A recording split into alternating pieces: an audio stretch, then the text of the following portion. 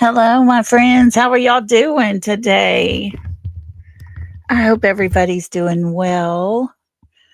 And Happy New Year to you all. Sorry. I did not come live on the first for some reason. I had scheduled it for the second.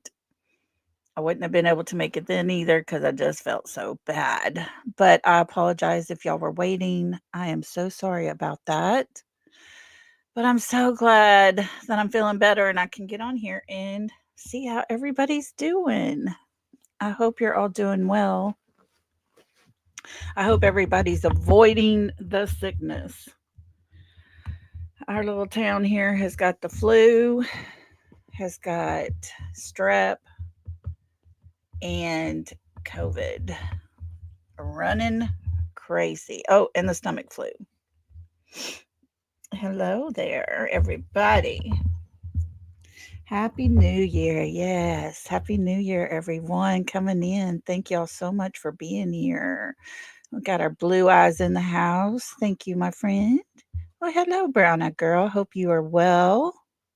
Miss Janice and Victoria and Peggy, Melissa. Thank y'all for being here. Sheila. Hello, Teresa. Victoria M. Cause. All right. We got us a good little crowd here. Welcome. And thank y'all so much for being here. I do appreciate y'all. I have been so sick. At first, it started with the flu right before Christmas. Christmas Eve, I go to the doctor because it had started getting in my chest. I had bronchitis real bad. I got shots. I got um I think it was on Sunday before Christmas. I had gotten a steroid shot, antibiotic shot, and they sent me home. Went back Christmas Eve. I got two more shots, got some antibiotics, got a pack of steroids, and got some cough medicine and a breathing treatment. And then when I thought I was getting over that, I woke up, my whole body hurt. It felt like my skin was being ripped off. I was tired, exhausted.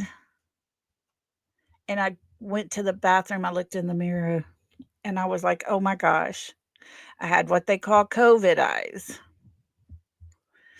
And if you ever seen COVID eyes, y'all can Google it and see. It's almost like you look like you have pink eye. My eyes are real small and beady and red and bloodshot looking. And so it was, I went to pick up something to eat Christmas Eve.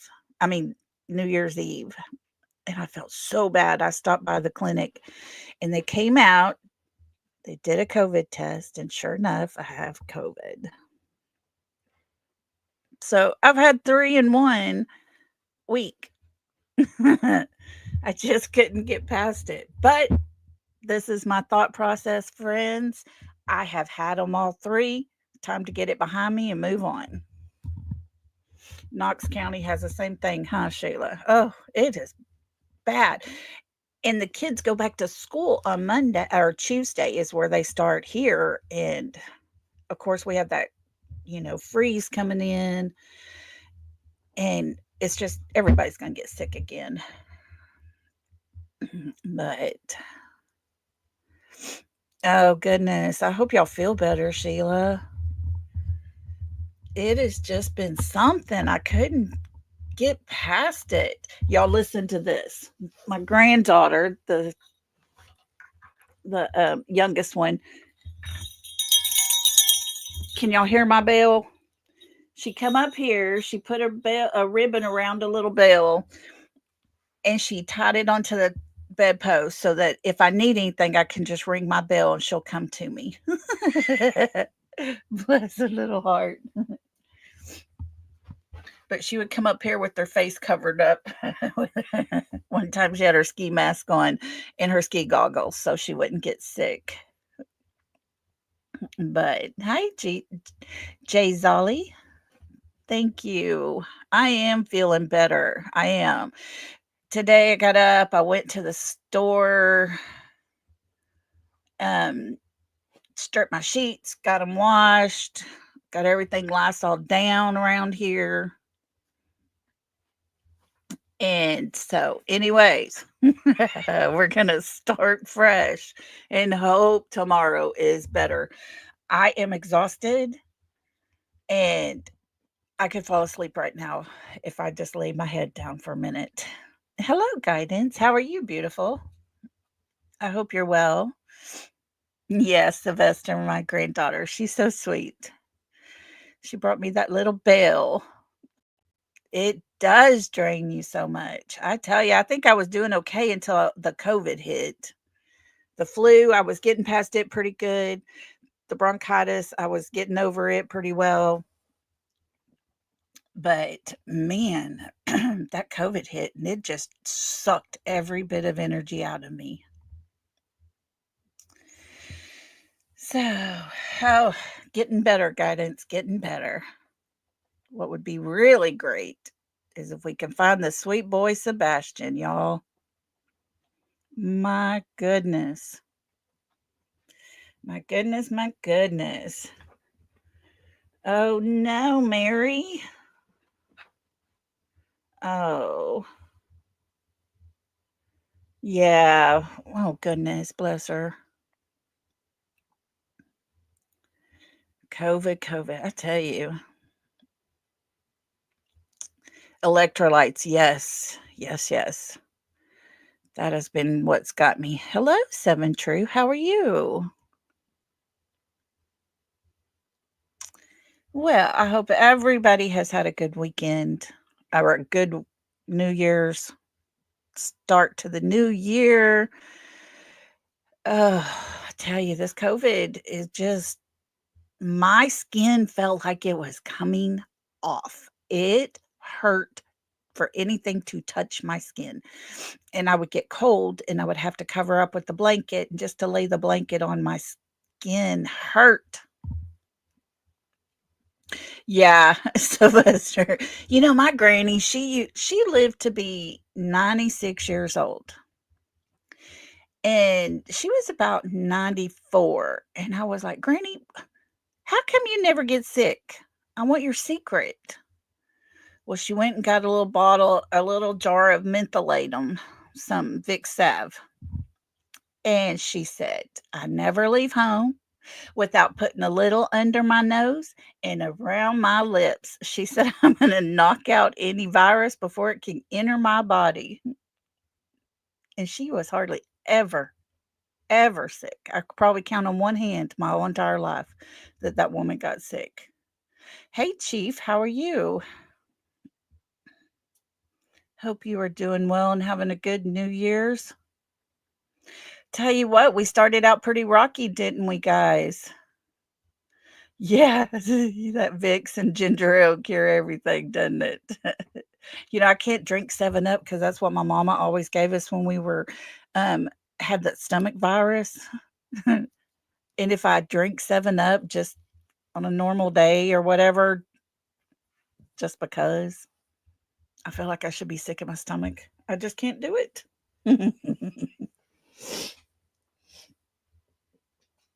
Oh, I tell you, it does. It knocks you down. Oh, I have, Sylvester. I think I've checked the list off all in the first 3 days of 2025. So, your car broke down. Oh, brown eyes. No.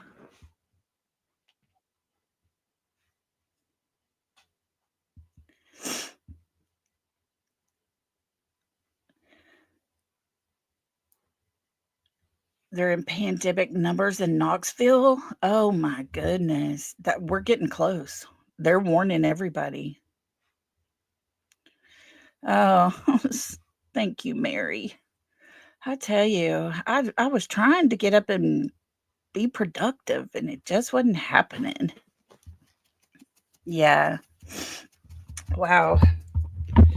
You know, even though I was laying here most of the time, just feeling like poo, I was listening to stuff, and my goodness, at the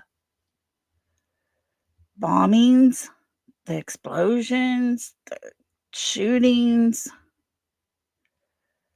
Oh my goodness. Yes, Mary, if your body says rest, rest. I believe that 100%. I believe it. The phone call, is that the one with Bobby, the neighbor? I heard about that last night for the first time.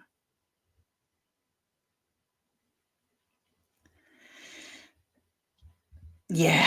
Oh, you know, they can take something that is meant for good and turn it around and turn it to bad.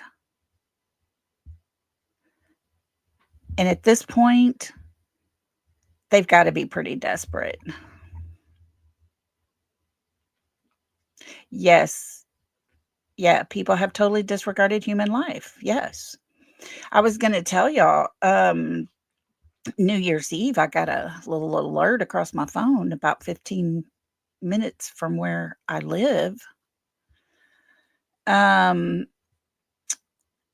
there was a traffic stop, and there was two guys that got pulled over. Well, they noticed some things in the car, and they started searching. And, well, turns out there was a pipe bomb headed to Houston. And the guy that did the New Orleans, he was in Houston prior. It's just horrible.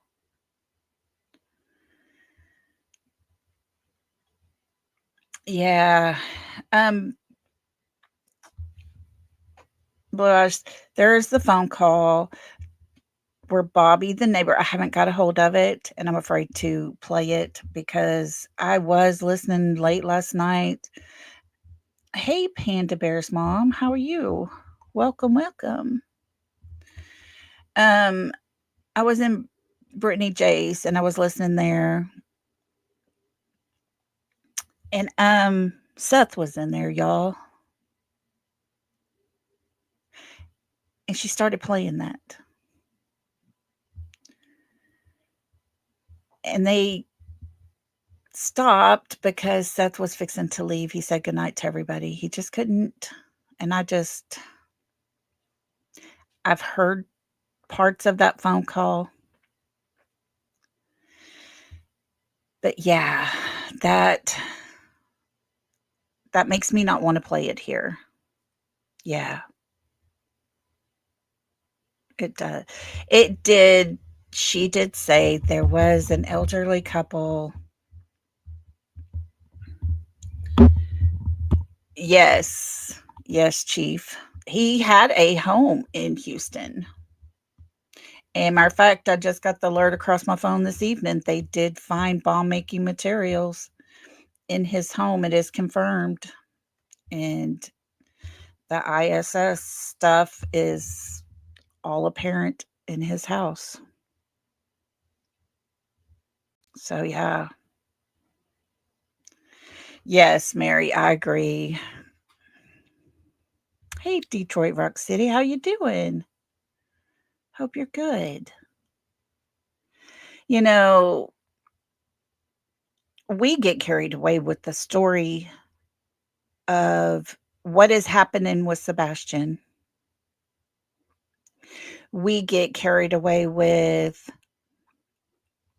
um, what's being said, who's putting it out, all these things, and we all mean well. I really honestly believe it.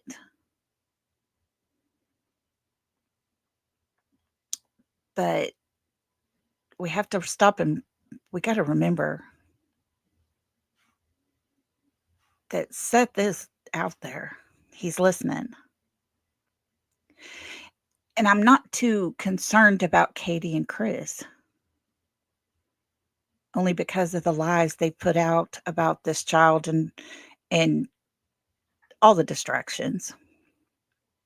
It makes it hard for me to be sympathetic towards them.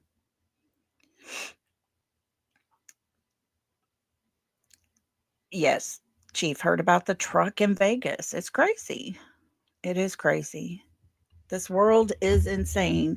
Kids are going missing more and more every day. People are blowing themselves up. What is the purpose in one man driving his truck down Bourbon Street to run over, to kill people, to hurt people, to cause life altering things to happen with their families, to sit outside of Trump Towers and blow yourself to bits? To me, that is not doing nothing to support your belief. That is the most selfish thing a person can do. And this is my opinion, guys, because it's the family and the friends of those people that are left behind that will have to forever live with that. And if people don't know who you're related to and they start talking off cuff and saying bad things about your relative that just blew up something or ran over people or shot people, you know, it's sad. Hey, Wendy, how are you? Welcome, welcome. There's Long Cool Woman. How you doing? Oh, you're good. I'm glad you got here. So it's like those people are the ones that just happen to love that person. And yet they're the ones that will have to pay for that price for the rest of their life. They'll have to live with it. And to me, that is selfish. I don't care if you stand up for something, you're standing up for something, you're standing up for evil when you want to destroy people or property. That's just wrong. It's just horribly wrong on so many levels. And sadly, that's how our year has started. And I'm just hoping, yeah, 7, there's other ways. There's other things you could do. And your family wouldn't have to be planning a funeral for you right now.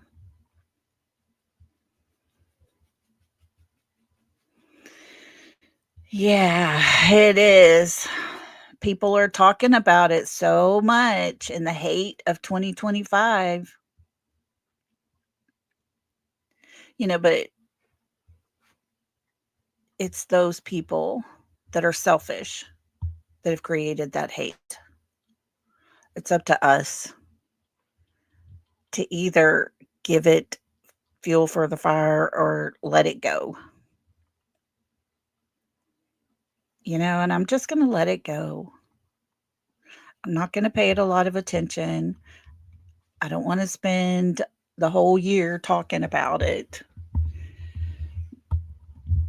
because it doesn't do any good. It does no good whatsoever. If your life is that bad, and if your life is that hopeless, you need to find somebody to talk to long before you get to the point where these people got.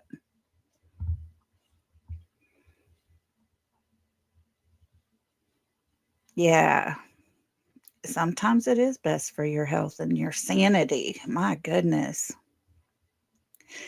True crime alone right now, it's got enough negativity in it for the whole entire world. And especially with Sebastian's case, I keep thinking, okay, new year, here we go. We're going to do good this year. We're going to find this young man. We're going to bring him home. And more crap and more crap and more crap keeps being put out. It's insane.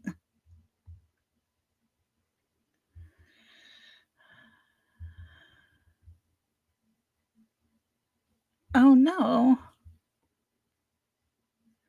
Oh, yeah. Oh, long cool woman. Good for you. Yeah, $3. It's not worth it. Sometimes people forget that humanity card that they have, that they carry with them every single day. You can be human and have feelings and care. Yeah, fear in the unknown is not good. Mhm. Yes, Miss Janice, it is. It's out of control crazy right now. Out of control crazy. We got Miss Bobby who lives in the neighborhood and talked to JLR. She talked to several people, but she thought it would be okay to talk to other people on a phone call. Hey, Tabitha Star, how are you? So here's Bobby, being the kind person that she is, talks to these people. And these people turned this phone call around. They basically set her up, twist her words, takes everything she says out of context. And here we are. Here we are. Having to talk about it because they want us to, because they put it out there. Well, you be careful and be good at work tonight. And thank you for listening. It's according to her story, to summarize up just a tiny bit of it. She thought she was talking to one person. There was actually someone else on the other line, muted, listening in. There was cameras that the police asked about. They said they had them, but yes. 7, true. Yes, we know Seth was at work. We know it. But they can't accept that. That would be way too obvious that he wasn't guilty. But according to her, there's an elderly couple that had video cameras, but they were not working that night. They were fried or something. They were asked if it was okay if they went ahead and looked anyways. Sure, they said. No problem. We just don't think it recorded anything, so it is what it is. Well, it did record. And what was seen was a dark shadow that looked like it happened to be carrying something across its shoulders, over that person's shoulder, in the backyard area, towards the ravine, towards the car. Sylvester, I agree with you. I think there was something to that sorts happening best they could.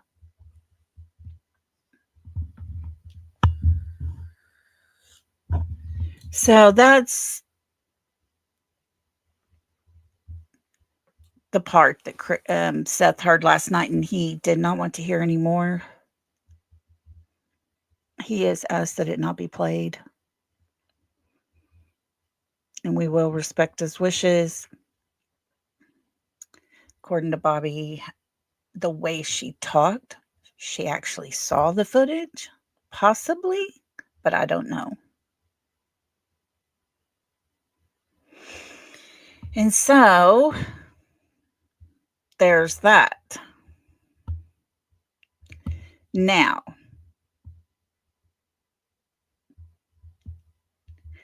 there is a creator over there, and I'm not sure what happened, where things went wrong. They were all happy go lucky, kumbaya-ing it up over there on panel together. And then, boom, the next day, one's outed. One is the culprit, one is causing trouble, one is the reason they got all these problems. And I guess they decided she was the weakest link. I don't know what happened there. And guys, I really don't care. Because if you stop and think about it, hate's going to entice hate. And when you talk hate so much, you're going to become that hateful person. And hateful people are never going to be happy and satisfied. And they will implode amongst themselves. And we saw that yesterday. So I say, leave them over there. Let them do to each other what they all deserve. Yeah. That's what I had heard, Brown Eyed Girls. She admitted to calling Nick's PO, called Bullhorn Betty's lawyer. Yep. Other people got blamed for it, and she never said anything. But boy, she thought she was something. You know, they're gonna eat each other up over there.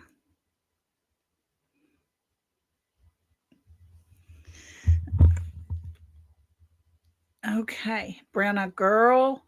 My girl, you take care of yourself. I love you so much. You just take care of you. Okay. I love you big. Okay, that's our other Brown Eyed Girl. She just sent a message to me, so y'all keep her in your prayer. She could use a little extra comfort at the moment. Karma, that's it. Karma will take care of it. They will implode on each other. I'm telling you. And they're going to just take care of it for us. But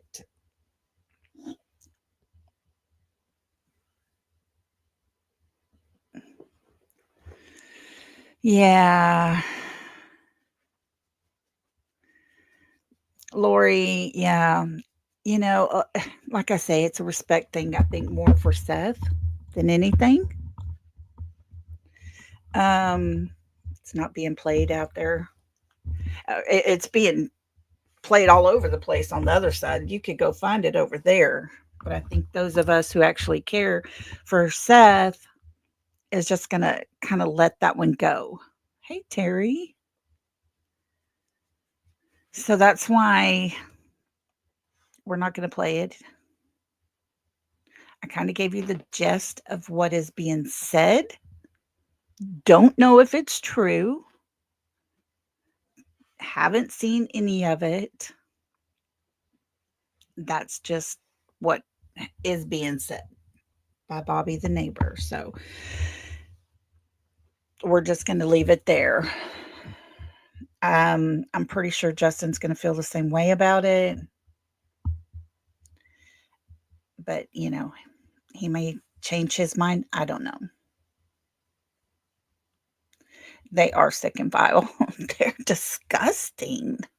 And the language that is used over there, dadgum, we can't even say a bad word over here. We're gonna get, struck on our channel or something. Detroit City, yes. It was supposedly from that night. Um,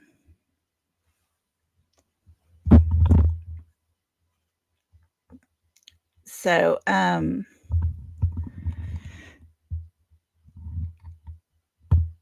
but to listen to those channels over there and the language that is used and the words that are said and the implications that are being put out, y'all, it's disgusting. I don't know why people would want to sit there for hours listening to that. First of all, the language alone. That's horrible. Um, Guys, I'm gonna put y'all on mute. I gotta blow my nose, okay? Hold on just a second.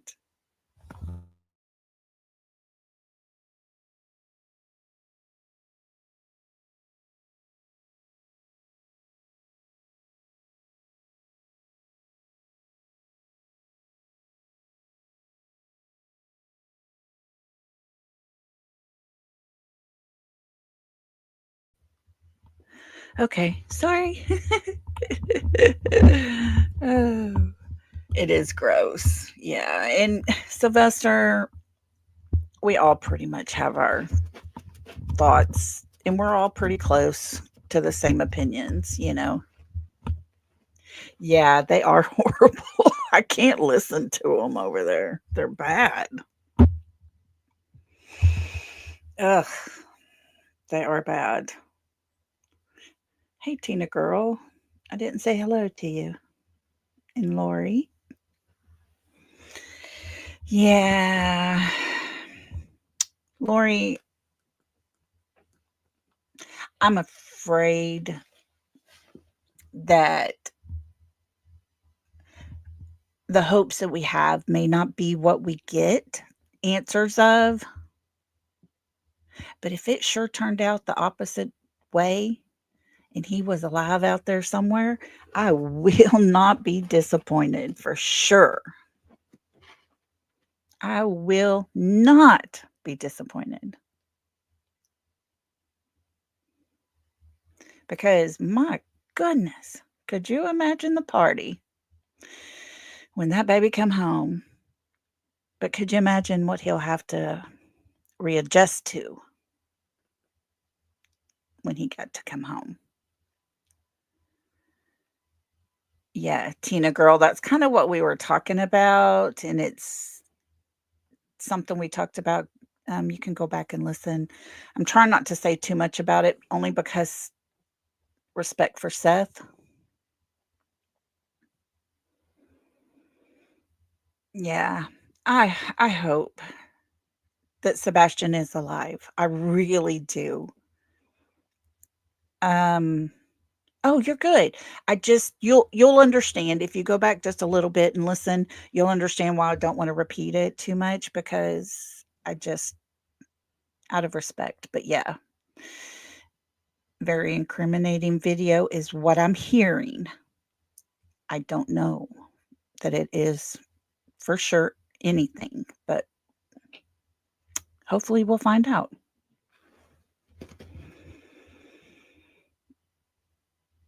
Yeah. Yeah. Yeah. I try to listen just so I can hear what's happening, and I can't. Hey, Opal, how you doing? Um, I know Crabtree was the one that recorded the call. I I know that much. I don't even know who all played it, but I think it was on his channel. I don't know for sure. I couldn't tell you for sure.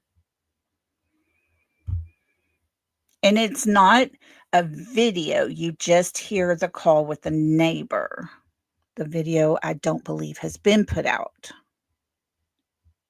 I may be wrong on that one. I have been sick, guys, but I don't think that has been put out yet. Yeah, I don't want to watch it. Mm-mm. No, it's just. It is. What is it? Stephen Crabtree. Is that his name? Stephen Crabtree.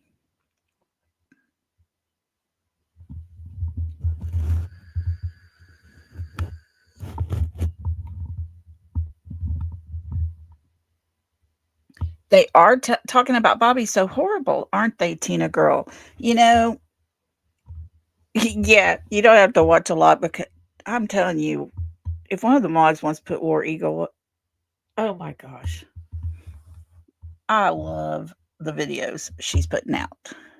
She makes them sound so stupid.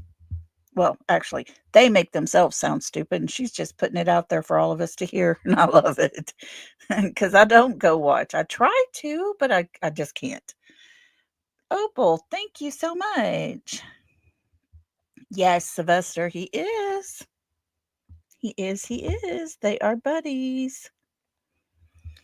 So, if you got a gifted membership from our Opal Sisk, please make sure to tell her thank you. That was so sweet and kind. I appreciate you. Guys, I want to grow my channel a little more. We're going to have to start getting busy here. Yes. Oh, Mary, there's nothing to question there, you know? I mean, if it was my child, that's all I got to stop and think. If it was my child, I wouldn't want to hear about that either. I wouldn't want to hear about it at all. Oh, it's just horrible. Now, I was going to play a couple of things for us to listen to. And of course, these were done last year. I know. But that's only been a couple of days back. Yes, they bash everyone, don't they, Blue Eyes? There anyone that's against the Proudfoots. It's horrible. Mary is from the future, Terry. Mary is our future lady. She's from the future. She's going to tell us all the things we need to know about the future.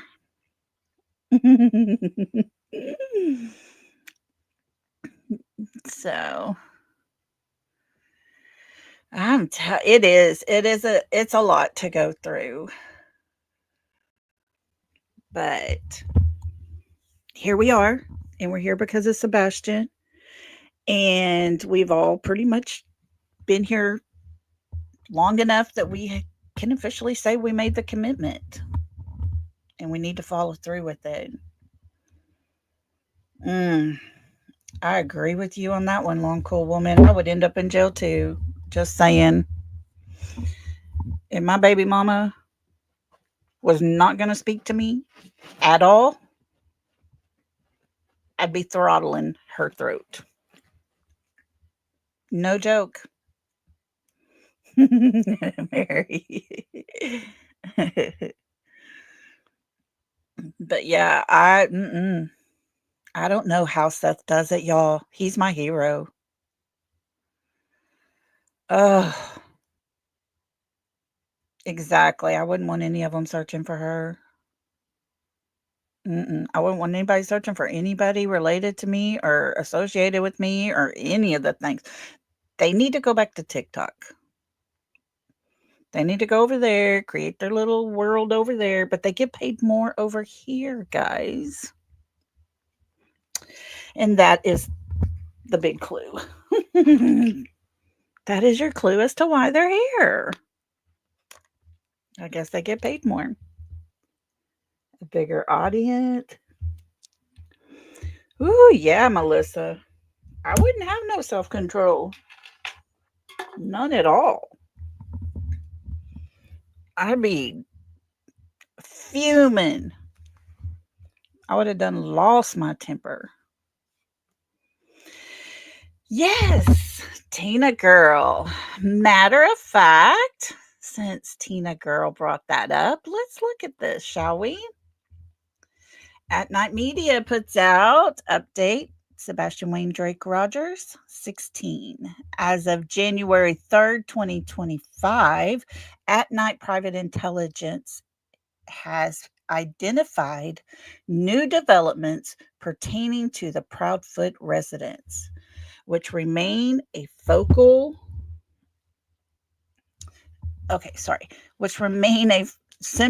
focus of our investigation into the disappearance of Sebastian Wayne Drake Rogers.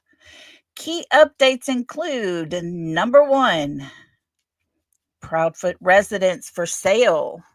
At Night has learned that the Proudfoot home is currently undergoing preparations for sale, potentially through private channels.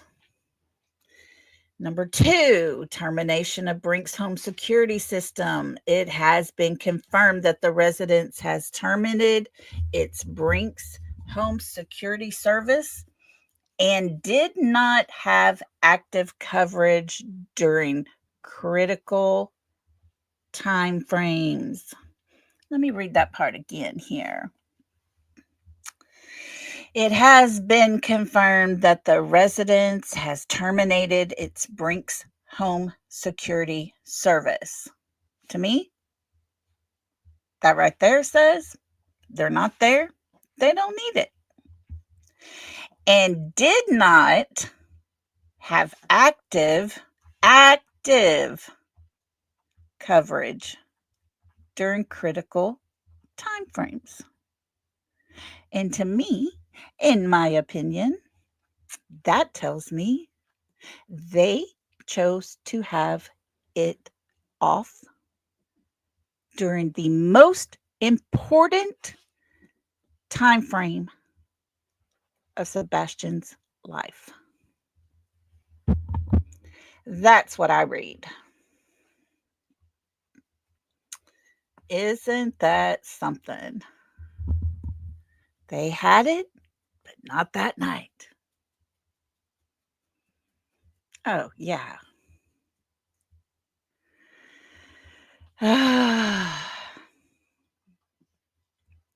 It's not on the market yet, but from what I've heard through other people that live very close by, it is being put out to people as a for sale home, a home for sale behind the scenes. Now, put a 1 in chat if your child was to come up missing and less than 1 year had not been found. Who's moving? Who's going to sell their house and move? If you would be that kind of person, you can put a 1 in chat.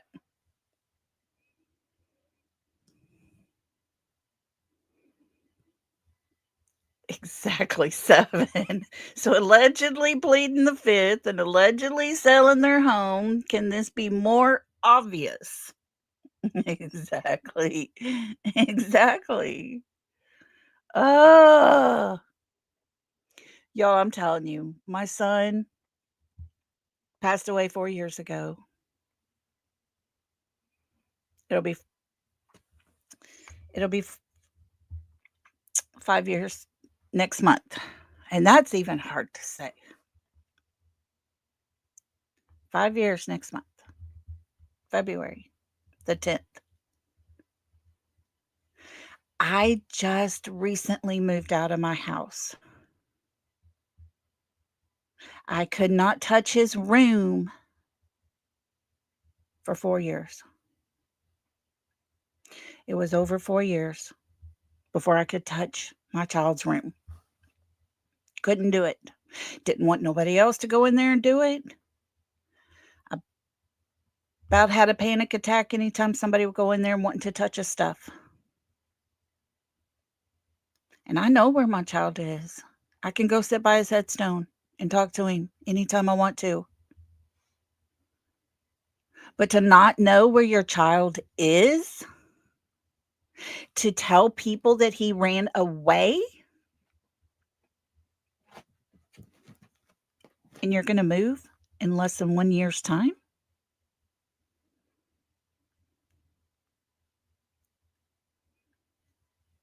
Yeah, that says a lot. Oh, Terry, I'm so sorry. It is a hard thing, that anniversary date. Oh, no, Sylvester, sorry, I don't wanna make nobody cry, I'm just saying, that's a mother's love.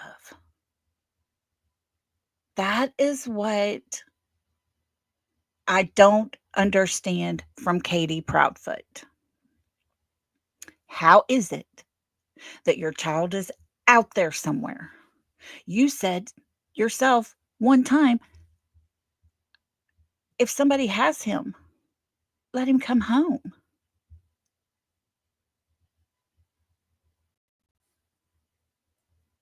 But yet you're gonna move. If someone could make that make sense to me,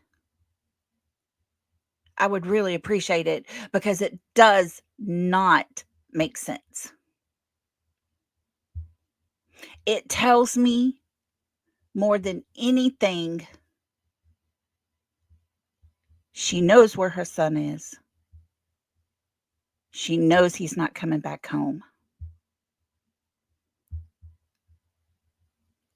And it's very obvious.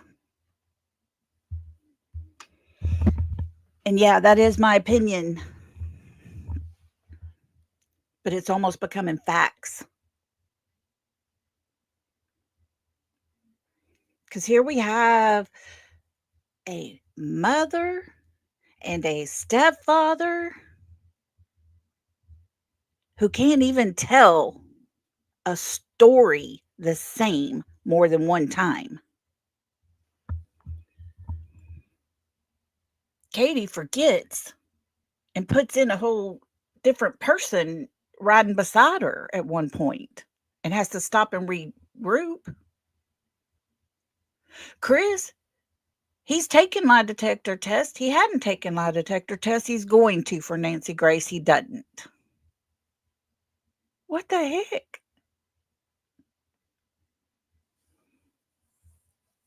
It's unreal when you yourself are a parent and you know the love, especially a mother who carries that child in their belly for 9 months, gives birth to that child. You nurture them. You raise them, you coddle them, you give them life. Yeah. Detroit City rocks. My kids begged me to move, and I just kept saying, I can't, not right now." And then it got to a point to where I knew it was time, and once I packed up my son's room, I was okay. And Tina girl said it best here, "If his lips are moving, he's lying." That's the truth. Yeah. Angela, I thought about that a lot. Angela said since Katie basically had a messed up childhood and a messed up mom, maybe she's not maternal. Some people aren't. She went into Navy, maybe never bonded with him. I seriously have thought about that. And when they started putting bad attachments onto Seth because he got with Katie when she was young,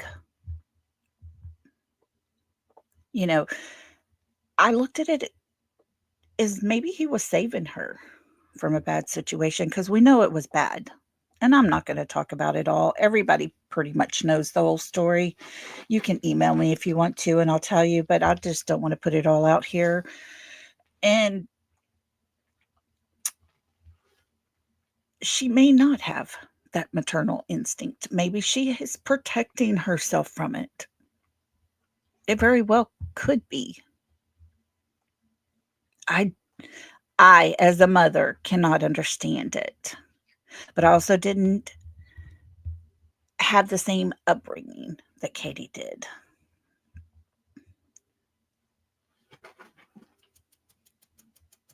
Oh, see, I didn't hear yada. I never heard yada. I never heard her talk or whatever, but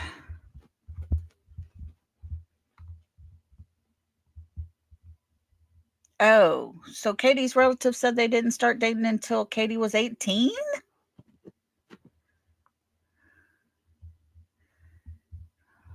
Ugh. Exactly, Chief. Preach it. Mm-hmm. He said, I'll tell you this much, Ellie and Sheriffs dropped the ball for the simple fact Proudfoots have friends in both. And I honestly believe they were doing what they could do and still basically be friends. And they were doing the simple things. But I think somebody, a person or two, know exactly what happened.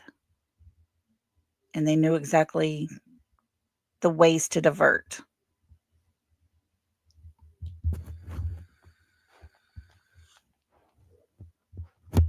Yeah, Tabitha, I think it does. I mean, that's the only explanation. I don't get it. I don't get it. But when you talk about her childhood, you almost have to think that. And we do know when she went into service that Seth was the one that stayed home with Sebastian. He's the one that had the bond.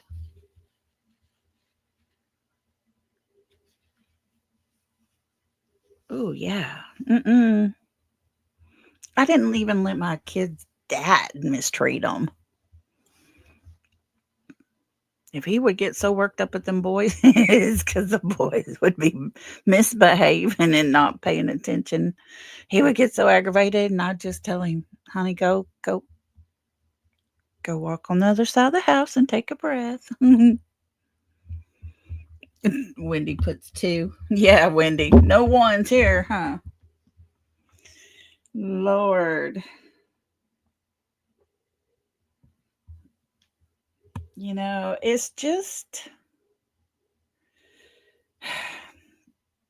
Sylvester, I don't know. That was the talk when things first started coming out. She was having an affair with a neighbor down the road. Chris was on a dating website. I did see a profile on a dating website that had his information attached. It was asked on a certain channel in one of the first interviews if she was on a dating website, but no, it wasn't her. It was him.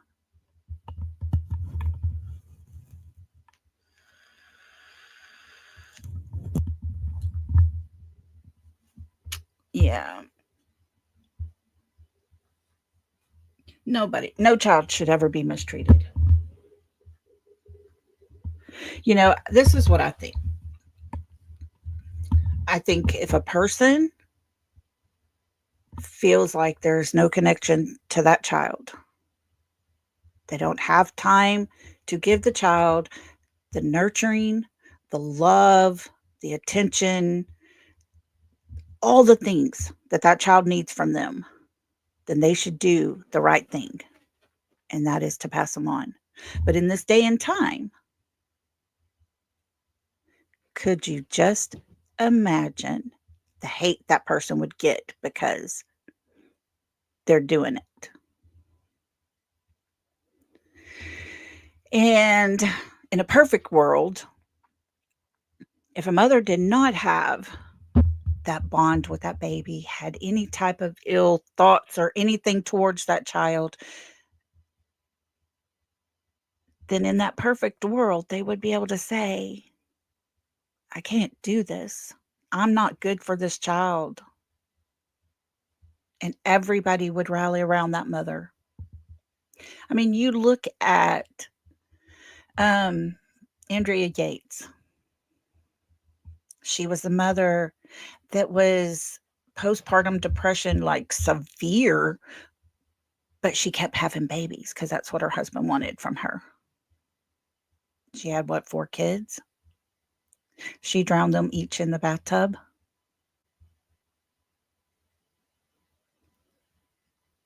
And yet, society has attacked her, talked bad about her. I'll be honest, at first I was like, what in the heck? Well, then I heard her story. They had all the warning signs from that mother that they needed to get her help, and she didn't get the help she needed. It was all pushed up on her, it was all expected of her, and she could not stay under that pressure, and she cracked. And of course, when you're in a religious home like that, it's the devil that attacks. And therefore, she kind of lost it. And it was a sad situation. But instead of a mother saying, take these kids, I can't do it, and leaving the home and leaving the children there, everybody's just going to say, you'll be okay. You'll get through it.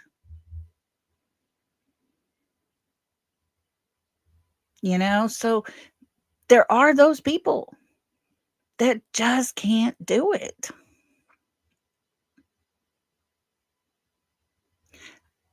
My whole thing with Katie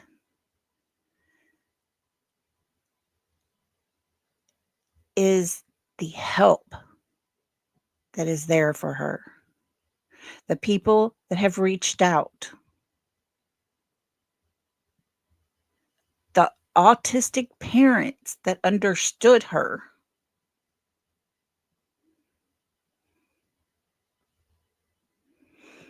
Girl, 7, I'm with you on that.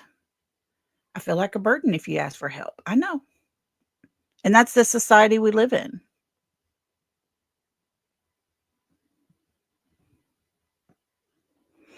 Oh, yeah.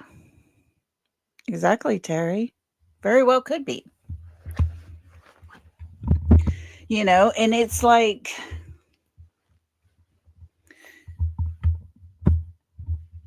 when you hear a mother sit and put in just very little input, while the stepfather, who was not there, tells the whole story.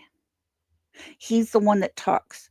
He's the one that tells everything. He's the one that, if he would have actually shut his mouth from the beginning,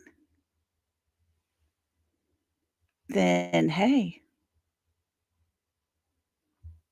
it might not have been as bad as it is for them. Okay, Chief, you said I watched Allegedly Innocent last night. They had the AK9 professional on there that even admitted they used the wrong kind of search dogs. Ball 2 drop 2. Yeah. I'm telling you, I think there was people that knew. I think those people, some of them were in law enforcement. And that's what it was. I mean, we've been fighting an uphill battle ever since the first day we heard about Sebastian being missing. We have fought an uphill battle.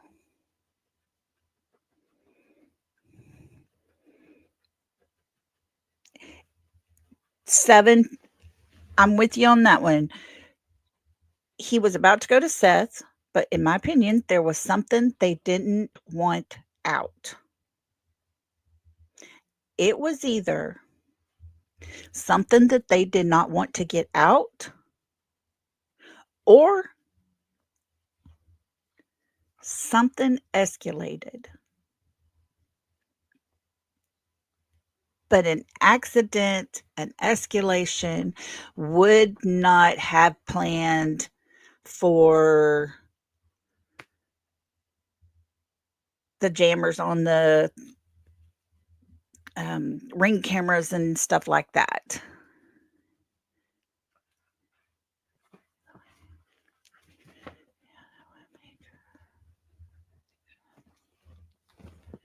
Oh, yeah, brown out girl? Okay, okay.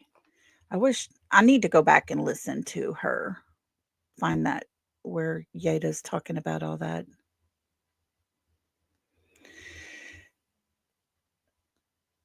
Yeah, Sylvester, they said they searched the house 10 times. I just don't know how much searching was done in the house. I know they were 11 times out in that backyard. What made them go out into that backyard 11 times?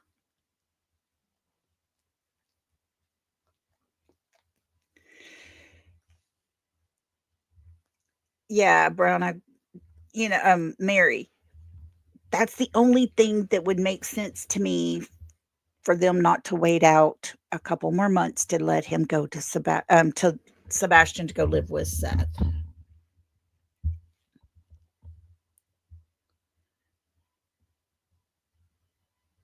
Yeah, they wouldn't be able to claim him on the taxes. Yeah, that's true. Yeah, I just I honestly believe a search was done. A search effort was made, but it was all done in the wrong places. I think people on the inside knew, and this is my opinion, guys, but I think people knew exactly what had happened that night. And I honestly believe that they avoided certain places as well. But then when you get the agencies that come in to search and help and all these things that aren't pervy to all the stuff, then, things start getting a little mushy. Yes. The family are just saying, like, etc. It would make me strive to be a better person, a better mom. Yeah, gotcha, brown eyed girl. Yeah, gotcha. I do want to go hear Yada's interview that she did. Chief said, as for the TBI, they went to the same clown school. Yeah, I I'm telling you, I don't have much faith in TBI. I really don't, and I'll tell you why. I've spent 3.5 years covering summer wells.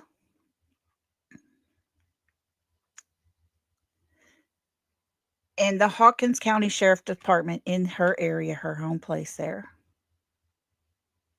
within first couple of weeks, had done such a shoddy job with things. TBI stepped in and took over.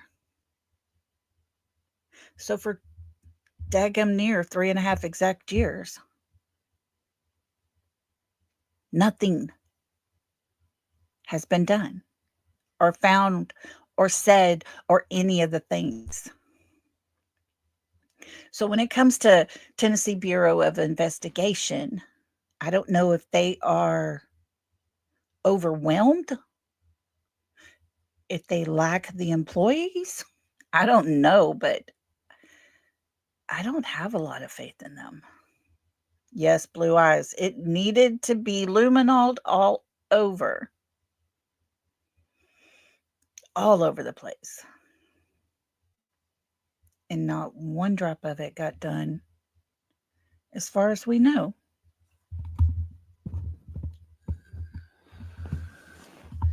I'm going to play something for you real quick.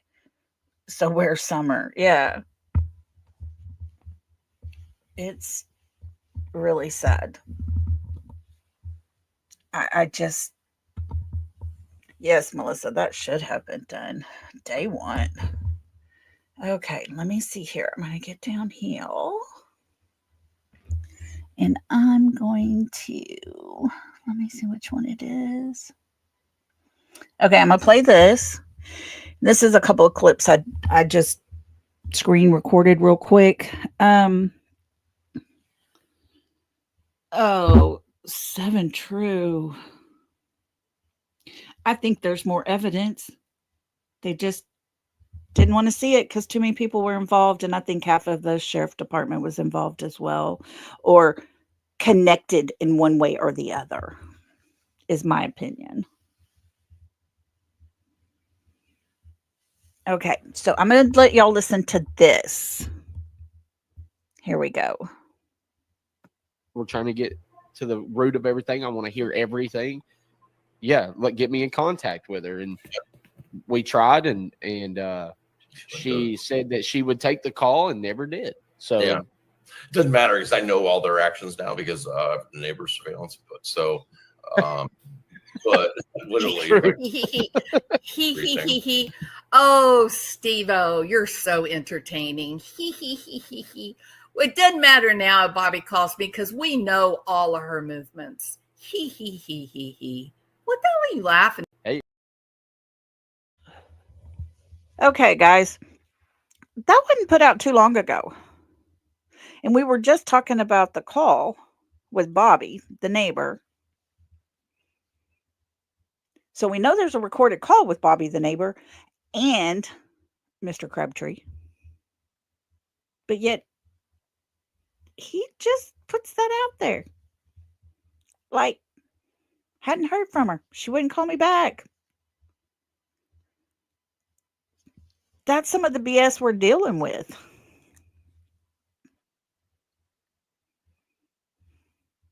You know, that's some of the BS we're dealing with. This is what we're up against. They already had that call with Bobby when that was put out there. Now, this one, okay, yeah, credit to Jules. She does some good work there. And this one is from Hindsight. I took a little clip off of one she did as well. This is an interview. I thought it was very interesting what they had to say, especially about the parents. All of the agencies walked a total of 2,000 miles and searched Sebastian's home at least 10 times. The TBI has told us Sebastian's parents are not in a position to speak or share more about him right now. The harsh drop in temperatures and the fact that Sebastian needs his medicine.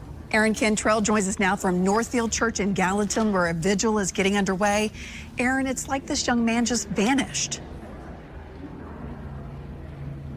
Yeah, Carrie and Roy, that's what it feels like, because we are on day 3 and crews, they have been out all day searching the area. But community members, they felt the need to do something. So they're hosting this prayer vigil, coming together, hoping and praying that he does come home safely. Now, a lot of people want to get out in the community to help search, but first responders say just leave that to them. But this is the best way they can help, by praying and also just hoping he does return home. Now,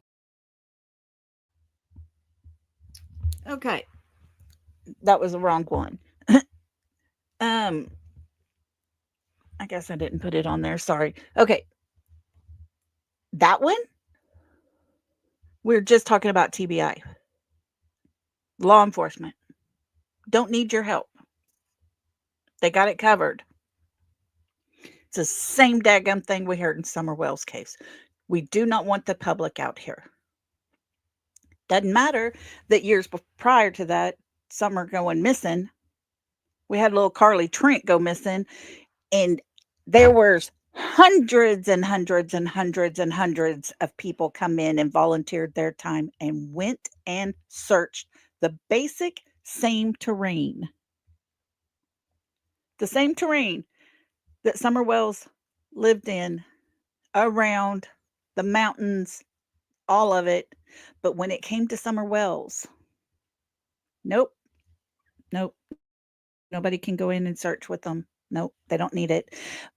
But it was awful funny because it was volunteers who found Carly Trent. And yet here we are with law enforcement again. They don't need the help. It makes me furious when we spent 3.5 years listening to that with Summer Wells' case, and here we are at Sebastian's case and hearing it all over again. And it's like, I understand if you don't want people to get in the way, but by golly, give them a job to do somewhere, somehow, some way. There are all over the world grid searches being done, and they use volunteers. They are told what to do, how to do it, and how to go about it, and there are people there to oversee that. It is being done. But Summer's case and Sebastian's case, they don't want the volunteers. And those two are so obvious that law enforcement is involved in the same crap that's happening behind the scenes. They don't want to come out. So let us just do our job. Y'all sit back and wait, and blah, blah, blah, blah, blah. It's ridiculous. Let me see if I can find this other one. I'll play it for you real quick over my phone. Let's see.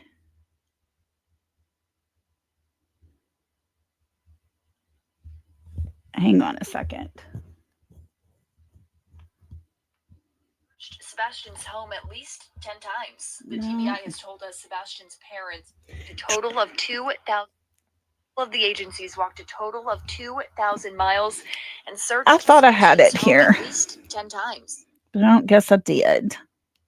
Okay, now I was going to go over this with y'all as well. There was a Facebook post I saw. Oh, daggum. My phone just died, y'all. I need my phone.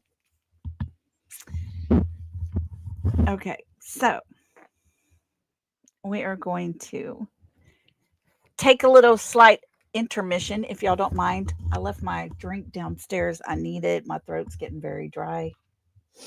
I'm going to put on a little music for y'all and let y'all just listen for a little bit. And I'll be right back, okay? Hang tight, guys.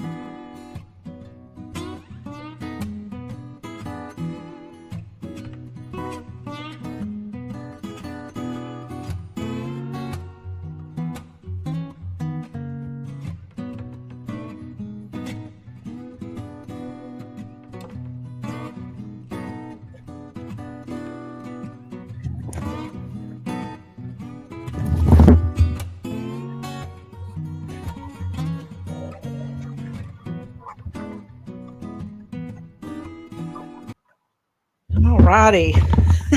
Sorry about that.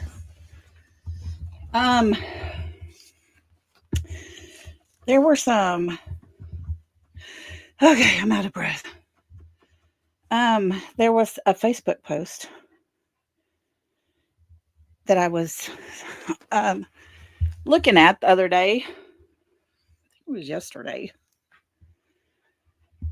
And it was asking some really good questions. And I was going to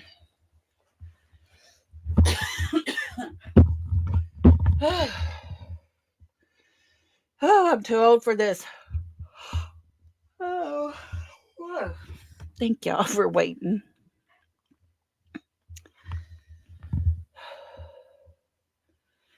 You don't have to. Okay. Well, I'm going to read it to you. My phone's pulling up now. So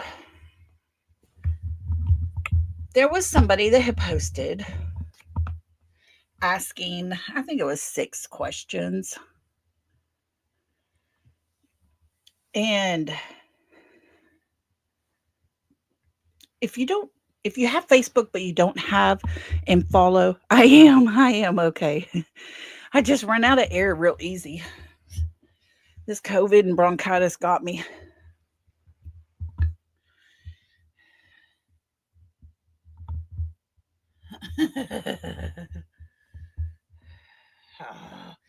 Chief, they do make us look bad. And I hate it. I hate it. Oh, goodness. But I thought I would read these to you guys because if you have Facebook but you don't have or follow on YouTube, they're only getting certain bit of information. Yeah, I'm trying to. And y'all, I did not run up and down the stairs. Those days are over for me. After I broke my arm last year or a year ago, I tread very lightly when I walk. Oh. Wow. Mary, mine too. I think this time it got me. Of course, it didn't help that I had bronchitis before it. Hey, RD. Thanks for being here, coming by and seeing us. So if you're on Facebook and you're not getting all the information we're putting out over here on YouTube, you're just left with certain things that you know or hear about. And then if you have YouTube, you're hearing all the things, but there are some things that are being asked over in Facebook. So I try my best to kind of try to keep up with both sides. But it's just, I don't do a great job at it. But when I saw this one, I had to step in. Again this morning. That's all they do, Chief. A 5-hour live, y'all, bashing true crime creators.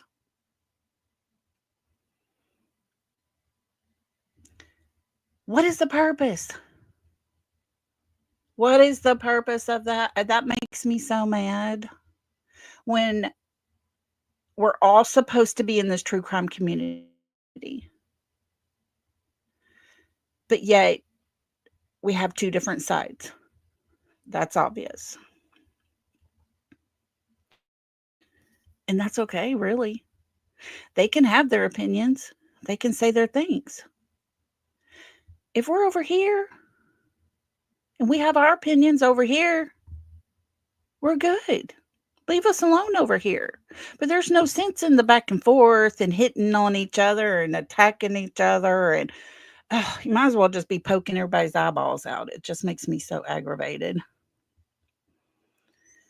5 hours. Yeah, I'm doing good to get to 2. Hey, Miss Kathy, how are you? Oh. Okay, so I was going to read this to you. The first question asked, was Sebastian's bed made? Were the covers messed up like he had, in fact, slept there? Okay, we do know, listening to Seth, he told us when he got there, he went into Sebastian's room. His bed had been flipped over. His bed was unmade. There was stuff on the floor. Even his mom said, typical kid room, wasn't perfectly cleaned. So, yes, his bed was all messed up because supposedly they looked under his mattress and stuff. So, number 2 were the shoes that he wore in the Texas Roadhouse video in the house. Okay, we do know his father said he had a pair of older tennis shoes. He had a pair of new boots and a pair of slides because his feet were growing, and those were the 3 shoes that he had gotten. The tennis shoes were older than the other 2, I think is what he had said. Now, if you go look at the Texas Roadhouse video, the tennis shoes he is wearing are not the tennis shoes that Seth described to us. They're very brand new looking. At one point, you could see his shoe where the bottom of his sole is seen a little, and you can tell it is not very worn or dirty. So that makes me think that he got new tennis shoes that weekend. So this whole barefoot thing could possibly all be a farce. But that's just my opinion. Okay, number 3. Did Katie park in the garage that night? That was a question that was on lots of people's minds. Lots and lots of people's minds for a while. But Nancy Grace asked the question, was your car in the garage? In the garage or out of the garage that night? She said it was inside the garage.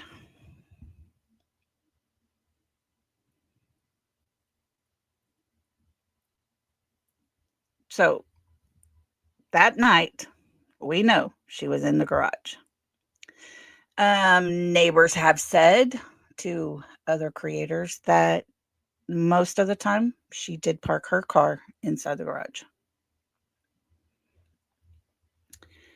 Number 4 was the kids that CP referenced to in retaliation to him not being able to respect personal space. And then she put in parentheses, paraphrased, I can't remember the exact quote, where they investigated. There's mean kids that do mean things. So if you all stop and go back and think about it,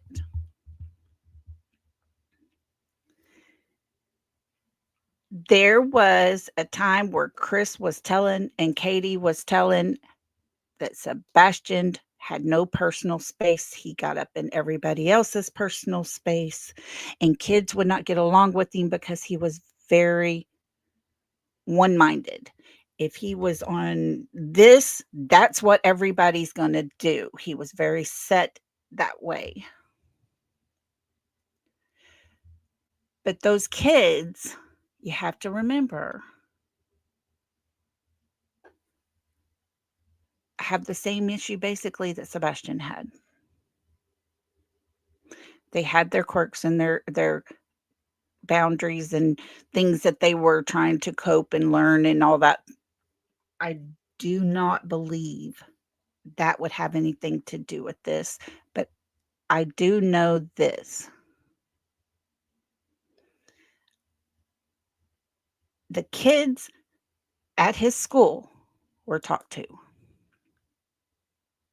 and there was nothing that came of that.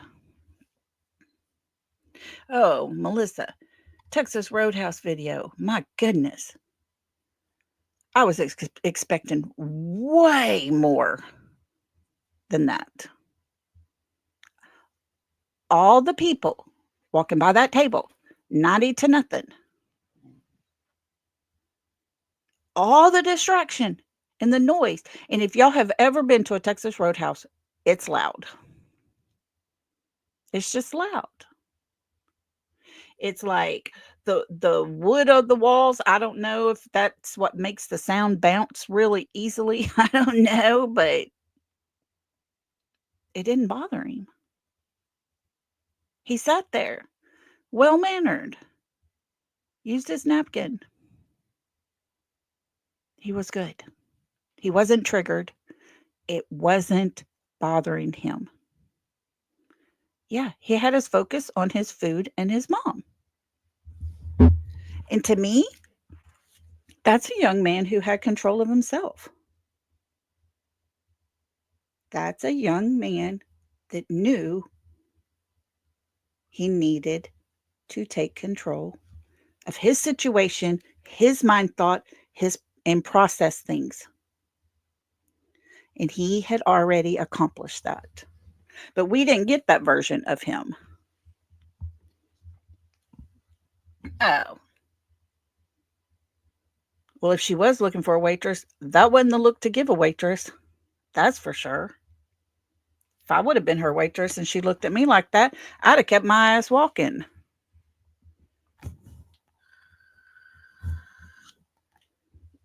So, yes, he is a good kid, I think. Yeah.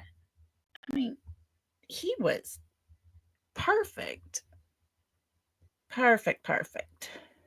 But that was a good question to ask because that is what was presented to us, in a way that made everybody question it. So then it goes on to number 5. Who said the found glasses were not Sebastian's? Okay, we do know that there was a group of people that were searching, not very far from the Proudfoot home. I mean, the Bowerstocks home. Sorry, from Mommy Dearest. It was in the area around her house, somewhere on the road. And there was a pair of glasses found. Hey, Rhonda. Aw, sweet lady. Hope you're doing well. Enjoy your company. So, the glasses. We ourselves heard Seth say he saw the glasses. They were not Sebastian's glasses.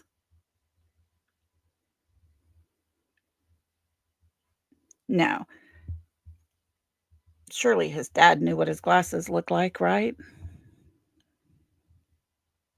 But wouldn't that have been something if they were that close to Mommy Dearest? And then 6, the question was asked, what about video footage of the RV park and CP's work site? Basically asking if there was any footage from the RV park and from Chris's work site. And I referred this person to Silvers on the Scene, who had been boots on the ground at both places, had videos both places, and had talked to people at both places. Yeah, the pants that were found. I have a question about those pants. I really do, guys. So I just wanted to put those out there because those are things that we've already covered over here on the YouTubes. But these are questions that are being asked on Facebook. So if you have Facebook, you're part of these groups, y'all kind of pay attention to these because those are very good questions. Those will help somebody to understand things a little clearer. And because we've got access to his dad over here, Oh, hey, New Orleans Pothole. How you doing? Thanks for coming in. But, if we can be good enough to help them get the right story, the right facts over on Facebook, that's going to help a lot. Because I'll get on there and read something, and it's like, oh my good golly, who have they been talking to?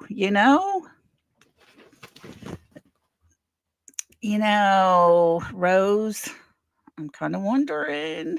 I really am. RD, thank you. If you were gifted a membership from RD, please, please, please say thank you, because we do appreciate it. We really do. Thank y'all so much for supporting me over here. I appreciate y'all so much.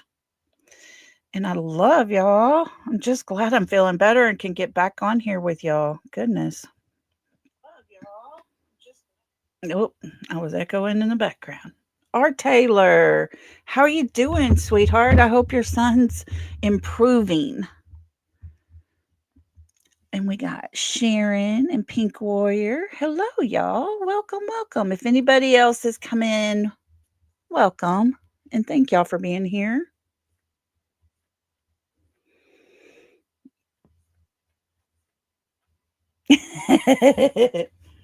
Yeah. I tell you. Yeah. That's a sad thing, isn't it? We talked about that earlier. We're still in the hospital, R. Taylor. Goodness, y'all keep R. Taylor's son in your prayers, please. Please, please. He really needs it. Hey, Polly Pepper. How are you?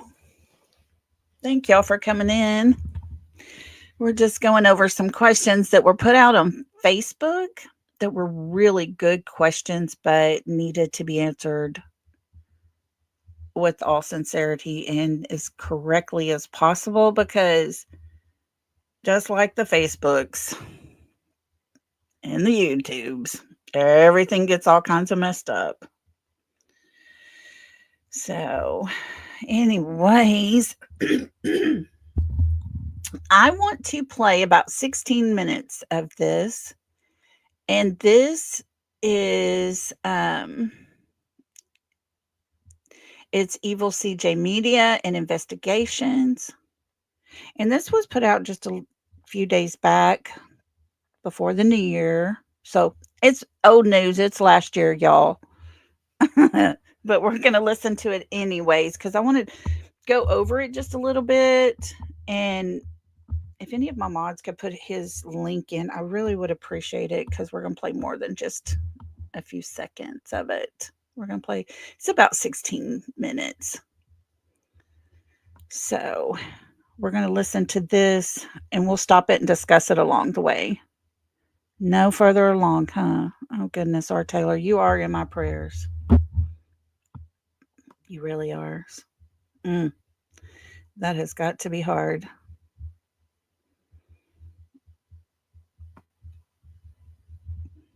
Let's see here. Okay, here we go. We're going to listen to this for a little bit and we'll get busy. Y'all come on in and have a seat. Let's go big with it so y'all can see and hear.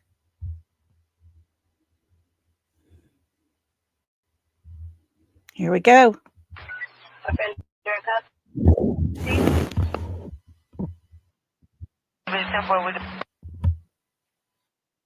Anyone else close by just let me know.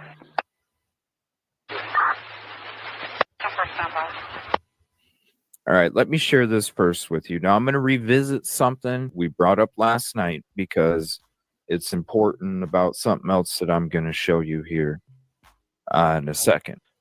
Okay, brought up this. And where it says last seen February 26, 2024 in the area of Stafford Court. in Hendersonville, Tennessee, wearing a black sweatshirt, black sweatpants, and glasses. I know there's other people saying, hello, this doesn't say anything. Well, you need to look a little deeper, okay? Because if he was, when was he last seen, y'all? I didn't know. When was he last? It doesn't say missing, right? Well, look, I mean, if it happened after he went to bed, well, then he would obviously be missing on the 20. It doesn't say that, does it? It says last seen, doesn't it? According to his mother, Katie Proudfoot, we do know that Sebastian was last seen when he went to his room about 9 o'clock that night. According to his mother, Katie Proudfoot, she did not go in to his room and check on him, not even when she heard a thud, and gave her reason why. Now, unless there is someone out there that saw Sebastian after 9 p.m. on Sunday night, February the 25th of 2024. That means he was last seen at 9 p.m. on February 25th. This has become such a huge controversy. And I only believe it's important because he's missing. No one knows when he went missing. So the last sighting of him would be very crucial. But his mother has yet to say, I was the last one to see him at 9 p.m. when he went to his room. If you notice, she hasn't said that. Right? So again, we have to ask the question, last seen. Well, I thought he was last seen way before midnight on February 25th, 2024, and wasn't seen in the area. Not that he wasn't, remember, he was last seen in his house, walking to his room. Was last seen walking to his room inside of his house, wearing a black sweatshirt, black sweatpants, and glasses, no shoes. So it would say that, right? It would say, what's up, Michael? Thank you. It would say Sebastian was last seen on February 25th, 2024 in his house in Hendersonville, Tennessee, wearing a black sweatshirt, black sweatpants, and glasses. That's what it would have said. Exactly. I mean, that's obvious, right? That's so obvious. But this is the endangered child alert that was issued for Sebastian. Why would there be so much controversy over this? Why would there be so much confusion over this? Could it be that his mother did not clear up the last scene part? Or is there more to the story that we don't know?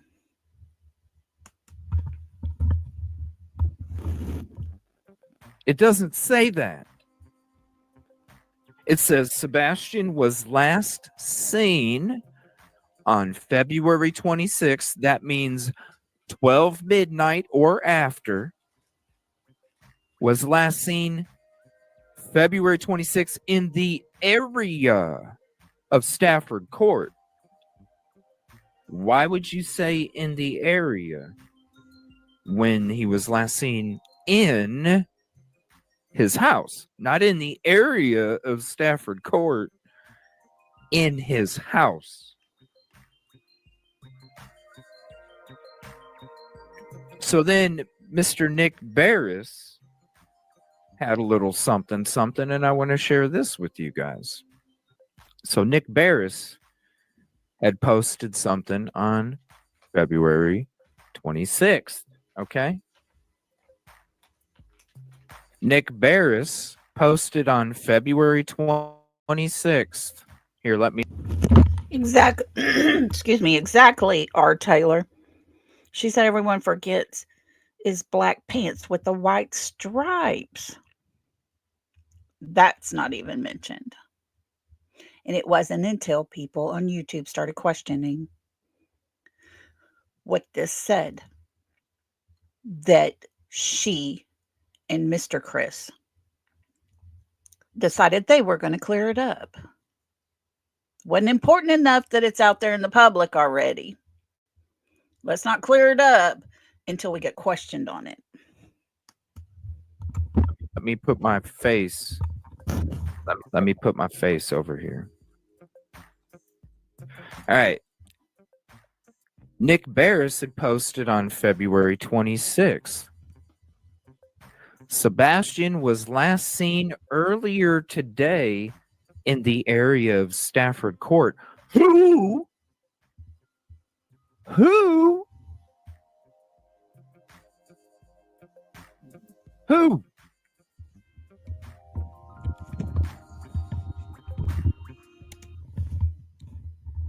Who?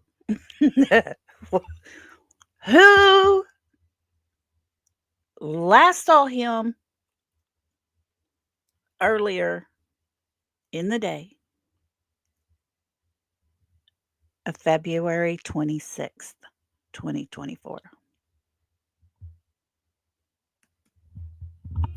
Who?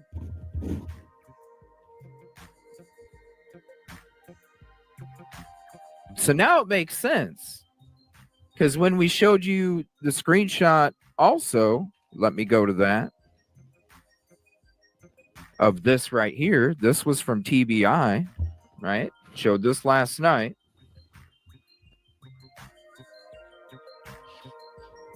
This was from TBI. Can you tell me if he was last seen February 25th, 26th? And then we see it right here. Sebastian Rogers was last seen on February 26th. Okay, folks. Now you know my opinion why Sebastian and Summer's case has caused me to not trust Tennessee Bureau of Investigation. That was their reply. Sebastian was last seen on February 26th.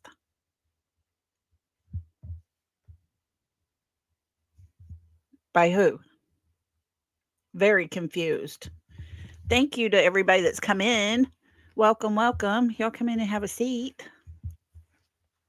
It is very confusing. He sends a message to TBI asking a question. When was Sebastian Rogers' last sighting? Sebastian Rogers was last seen on February 26th. It's what they put out on the posters. That's what they have to go by, right? Isn't that crazy? What the heck?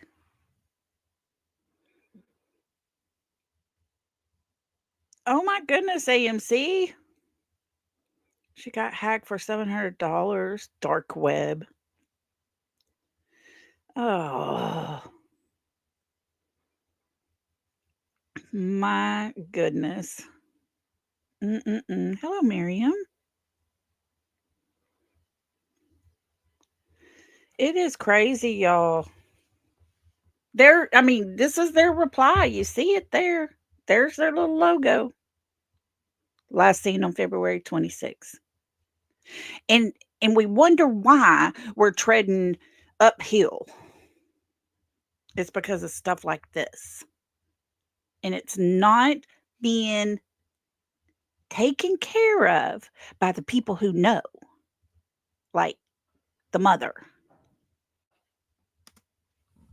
Okay, wait a minute. Hey, find so much truth. So when I go back to this and it says was last seen, where my confusion was at an overload last night. That's why I had to start the show off. I wasn't even going to start the show off with that. My confusion was at an overload. I'm like, what? Help me out, y'all. Because this whole time, I thought he was last seen at home. So then when we switch back over to this,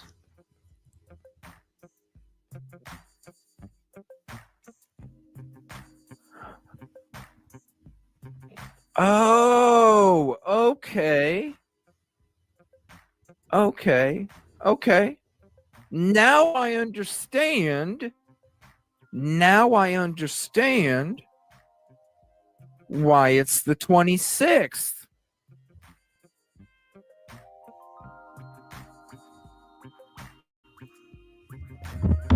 Because Nick said so. Nick Barris said so. Right? February 26th, right there. Duh. February 26th. Sebastian was last seen earlier today in the area of Stafford Court. Oh, AMC, you be careful. Right. Just the area.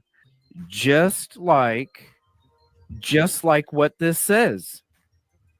Just like what this says. Sebastian was last seen in the area.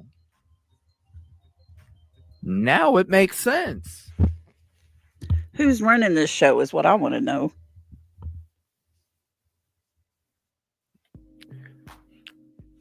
So who saw him? Because that was February 26th that Nick Barris put up there. This whole time, I know Katie was the last person to see him. We've all been told that Katie was the last person to see him. So really, who was the last person to see Sebastian? Because it wasn't Katie. Because if it was Katie, she didn't last see him in the area of Stafford Court. That wasn't Katie. Katie last saw him walk into his room. Boom. Katie didn't see him walking outside. The last time Katie saw him, he was walking to his bedroom. Katie was the last person to see this child. Yet we have an endangered child alert that not only has the wrong clothes listed, but the wrong day and the wrong area. And it did not seem important enough for this mother to want to clear it up. Isn't that something?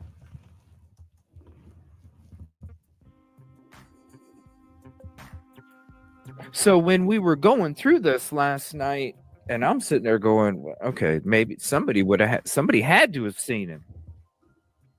Kind of like what I was bringing up.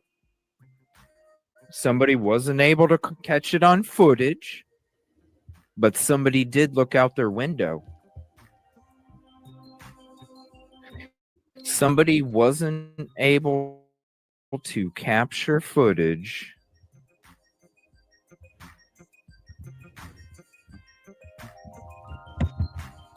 but was able to look out the window.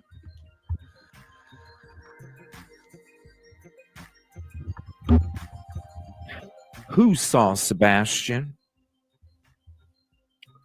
Why has this person not been known this whole time? Why are they being kept a secret?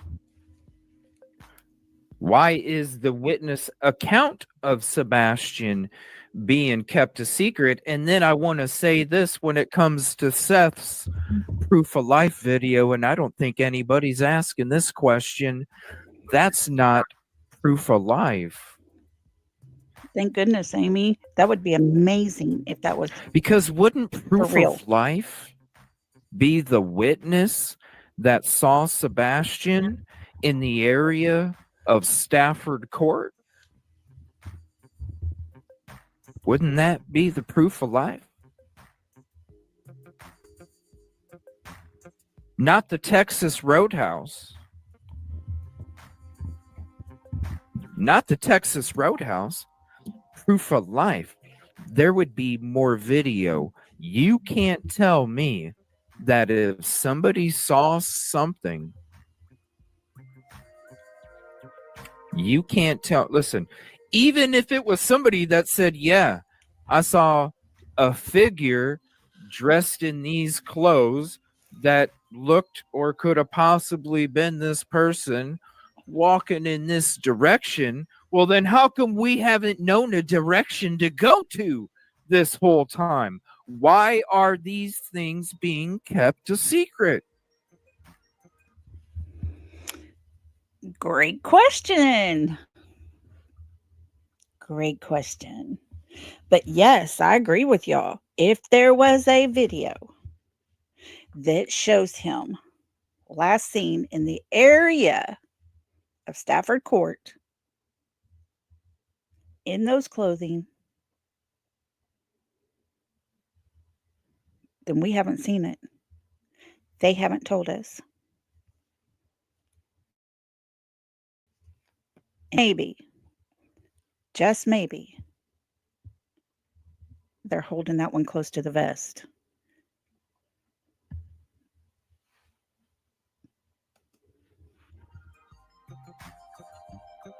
Somebody saw something, somebody knows something, and this person, remember, no foul play. No foul play. If there's no foul play, why is this person being kept a secret? Let's hope so, Amy Lynn. None of it makes sense. The reason it's a secret, the last account of Sebastian, GA64, that's it. That's what makes everybody stop in their tracks. Why is there no scent of him? No scent, no footprints, no video footage that we have been told of at all.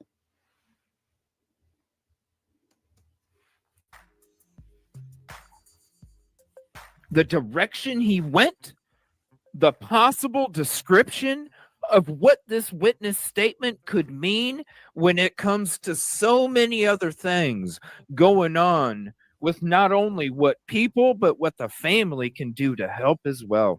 You are excluding so much and it doesn't make sense.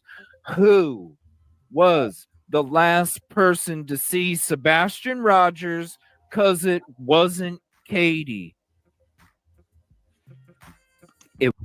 If what TBI is putting out as an endangered child alert is the God's honest truth, someone else saw Sebastian February 26th in the area of Stafford Court, not in his house, but in the area. And it looked to them that he was wearing black sweatshirt and black sweatpants and his glasses. It wasn't Katie. Because if it was Katie,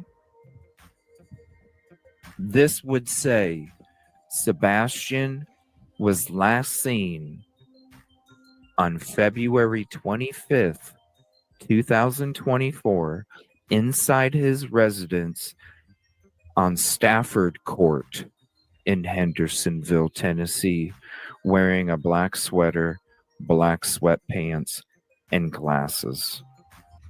But his mother did not correct this. Keep that part in mind, folks, because to me, that speaks volumes. It wasn't until they were questioned about this very topic that we're talking about here that they said, well, actually, it wasn't sweatshirt and sweatpants. It was more like the old Adidas pants, the black pants with the white striped, blah, blah, blah, blah, blah.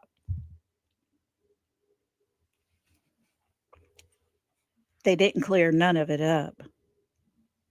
This was out. This went out very early on.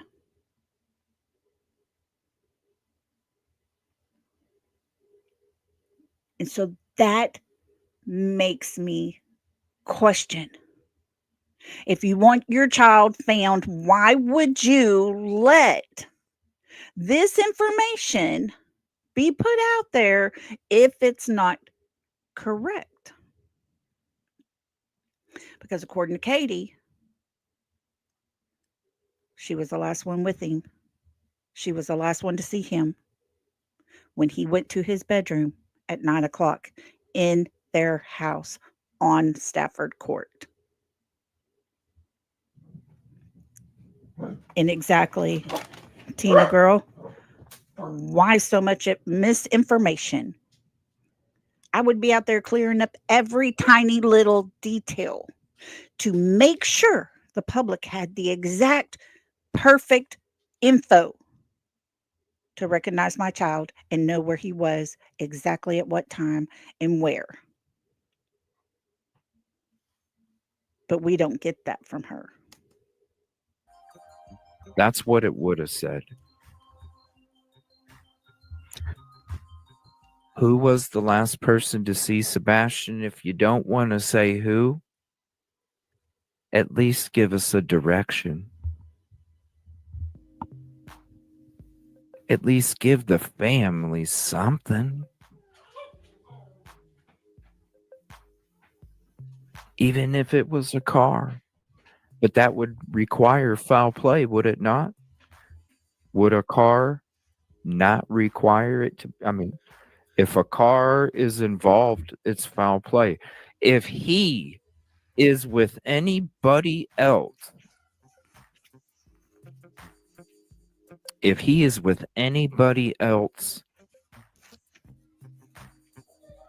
it's foul play. The only Did y'all hear that? If anyone else saw him after 9 p.m. on February 25th, outside of his house, that's foul play. And that is because his mother's words to us were she went to bed, woke up, and when she went to wake him up, he was gone.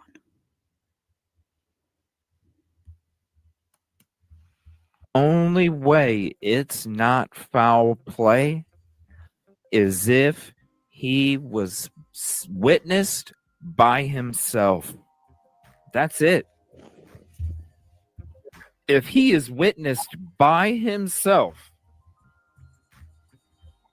it's not foul play. You hear not foul play from law enforcement. If there's not foul play, why is this witness being kept a secret? Why is their witness account being kept a secret? Because it should say that Sebastian was last seen February 26, 2024, around the time of such and such on Stafford Court by this area in this direction in Hendersonville, wearing a black sweatshirt, black sweatpants, and glasses is what it should say. This right here, why is there secrets?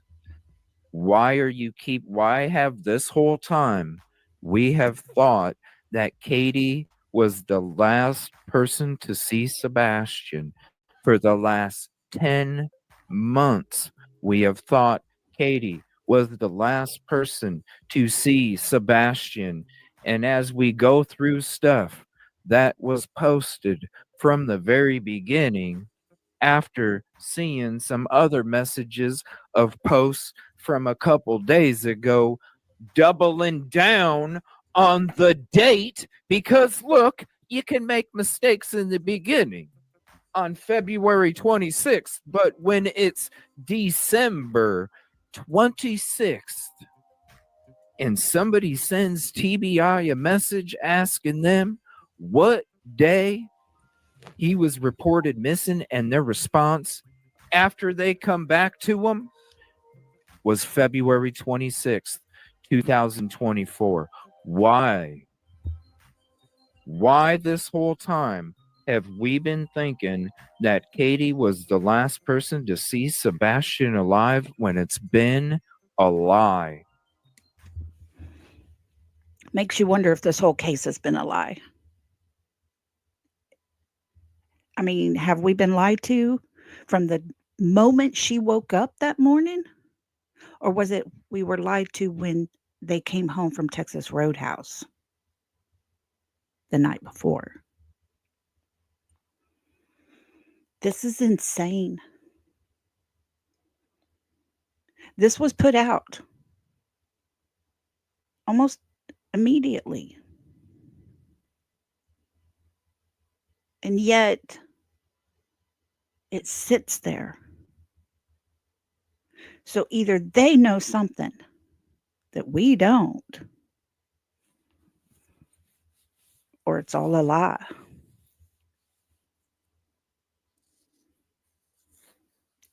It's very sad. And the saddest part to me is Sebastian is still missing, and this crap right here doesn't help. Because somebody else saw Sebastian alive on February 26, 2024, between the hours of midnight and 6:15, 6:20, 6:30.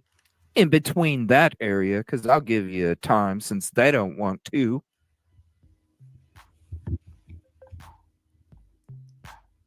In the area of Stafford Court, wearing what his mother said he was wearing when he went to bed the night before, when she last witnessed seeing him.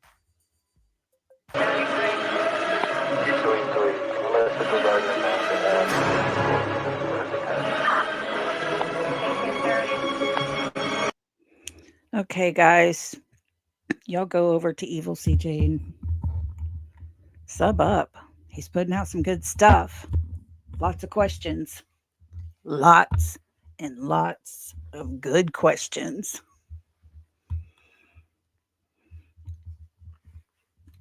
It seems like, yeah, find Summer's truth. That's what I was saying earlier. I don't trust any law enforcement in Tennessee. Yeah, especially not TBI. And they're the ones that put that out. It's horrible. Horrible. That is crappy. Crappy work. Okay, I just posted his link again. Y'all, we have to stay on top of this. Yes, Jacqueline, I agree with you. Sebastian being missing is bad enough. It's heartbreaking. But to see the grief, to see the sadness, and to hear it come from Sebastian's father, yeah, it's gut-wrenching.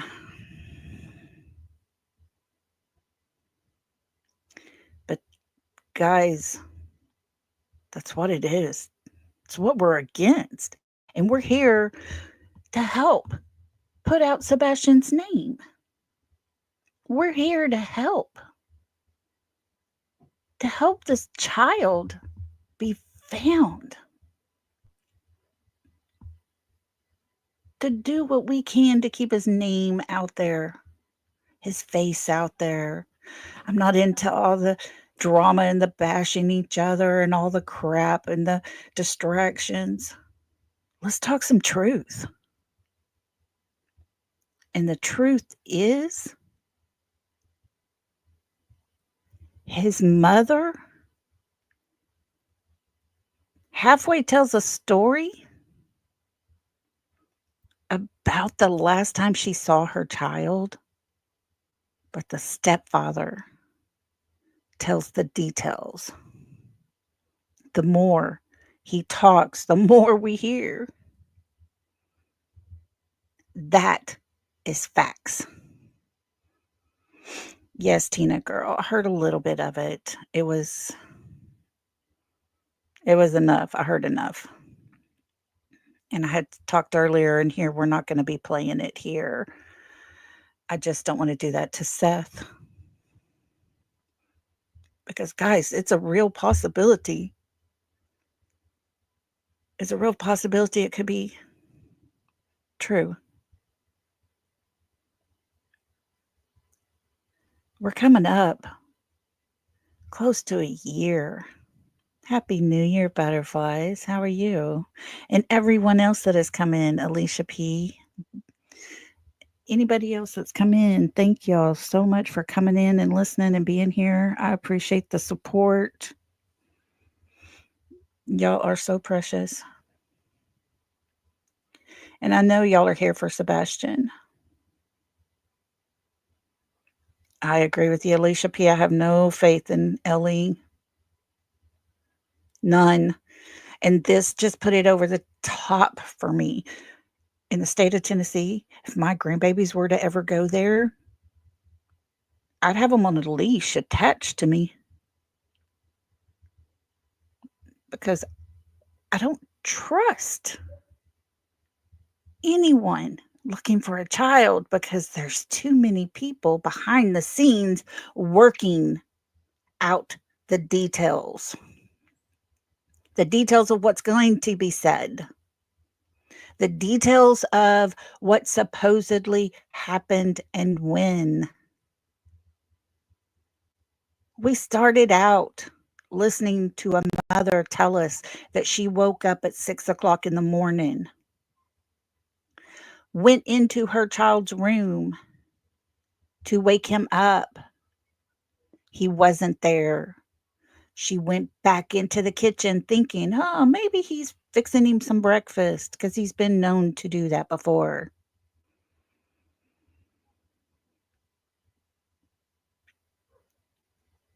He wasn't there. It took Katie Proudfoot 3 minutes to wake up out of her bed, go pee, get dressed, whatever she needed to do, walk across the house to Sebastian's room, walk out of Sebastian's room to the kitchen, get in her car. Oh, wait, let's not forget, she looked all over the house, all around the outside of the house. All of that. From the time her eyes woke up at 6 o'clock until she was in her car, seen by neighbors hauling ass out of the neighborhood at 6:03 when she phoned the stepfather. Not the father that Sebastian would talk to. She didn't call him to say, hey, did you happen to get a call from our son? Did he get pissed off at me last night and call you? No, not what she did. Exactly, Tina girl. She passed the kitchen before she got to his room. None of it makes sense. 6 o'clock to 6:03, the woman has got out of bed, went to Sebastian's room, went into the kitchen, looked all in the house, all outside around the house in less than 3 minutes, because then she had to get in her car and haul ass off at 6:03. She spent more time on the phone from 6:03 to 6:30 with Mr. Foote, the stepfather, than she did looking for her child who was last seen there at his home. None of it makes sense. Sebastian got lost in his own case in that 3 minutes time. Because if you go back and you listen to her words, she can't even fumble through that little 3-minute scenario correctly.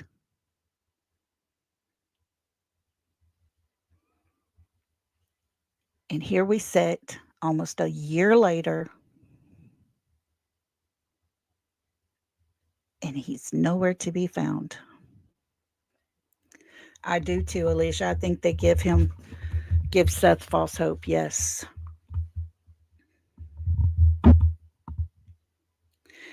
Day one, the stepfather is finally home and riding around in the car with law enforcement. Who does that? Who allows the stepfather of a missing child that comes up missing from your home? You're not going to get in a police car and ride around with the police while they're looking. They don't want you to know what they know, right? Isn't that how it works?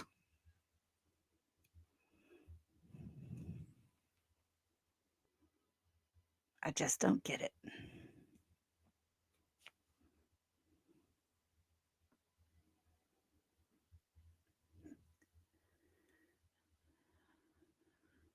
Yes. Okay. Now, Melissa, I took it that way at first, just like you're doing here.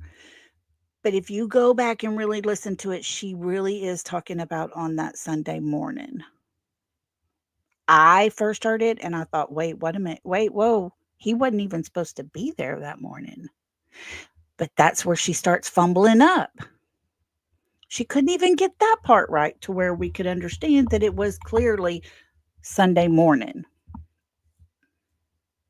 And that's part of the problem I have with Sebastian's case and with everything that is being talked about, that is being put out by the mother and the stepfather.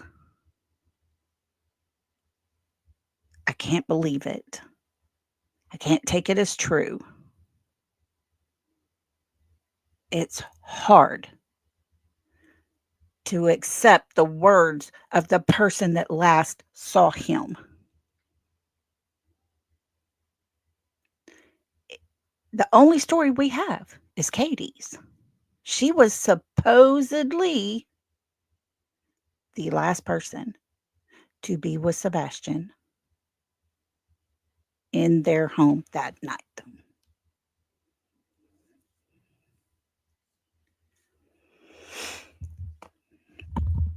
And yet, that's what we have, folks. This is where we're at. It's out of control. It's sad.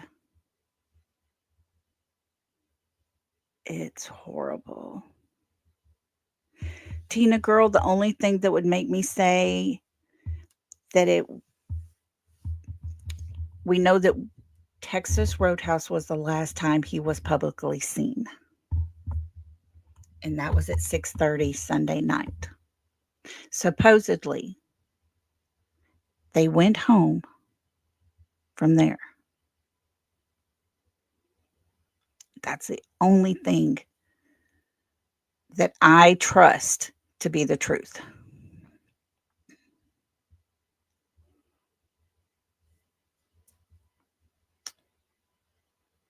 Because we did see him.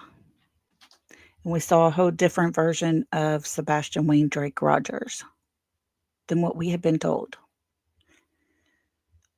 We were expecting a young man who was very on edge a lot, who was very temperamental and had no manners, basically. But what we got on that video at Texas Roadhouse broke my heart because that was a young man who had a future ahead of him. Heck, any 15-year-old boy is temperamental and has issues. I raised 2 of them.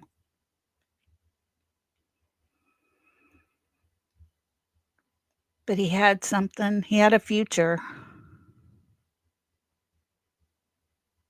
I'm just not sure about anymore.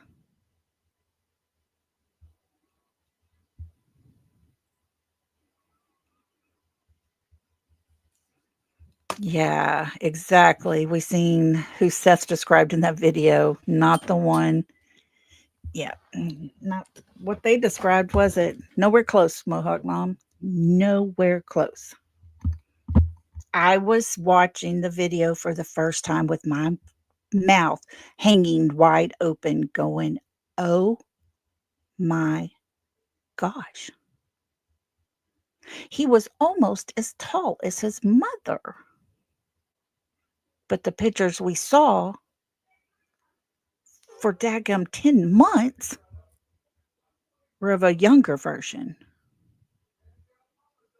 So no, you don't expect him to be that tall. What we've heard for 10 months coming out of what his mother and stepfather had to say about him was nothing close to what we saw sitting there with manners, eating in Texas Roadhouse, with people walking past their table continuously, loud noises in the background, and yet it didn't bother him. He wasn't all across the table up in her personal space. He sat in his booth like a young man should.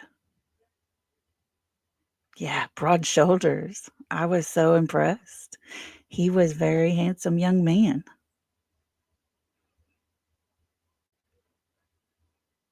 We all had a different picture of him, exactly.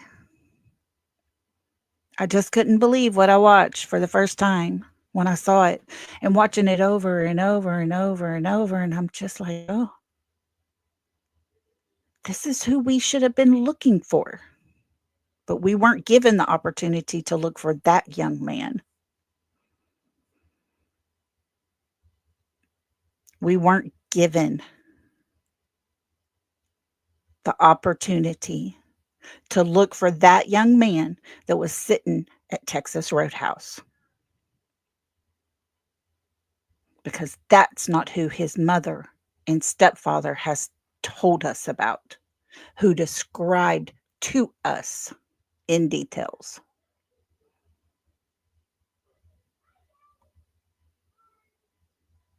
What we've been looking for is a young Sebastian. They never wanted him found, and that's my opinion. Well, guys, I have kept y'all on here. It has been false information, butterflies. It is so sad. It is sickening to think about. And it's our job to get through the BS this year, to keep pushing forward. Yeah, they wanted us looking for a younger child, not who we saw. They did not expect that video to be played at all. So I have kept you guys long enough tonight. Thank you for all coming in and being here. I really appreciate you guys. I'm sorry I have been out for several days. This sickness had me pretty down, but we're going to hit it hard this year. This is the year for us to find Sebastian. This is the year he gets answers, and we're going to do our part. I promise. Y'all stay true to yourself. Stay true to these kids. Stay true to the facts. because there's very few of them out there. Oh, Janice, you're good. You're good. You're good. Y'all be good out there. Let's just, everybody stay warm, stay dry, and let's make this the year we find Sebastian. And let's make it a bonus and go ahead and find Summer and little Michael Vaughn too.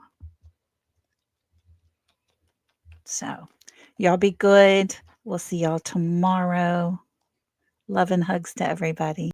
Good night.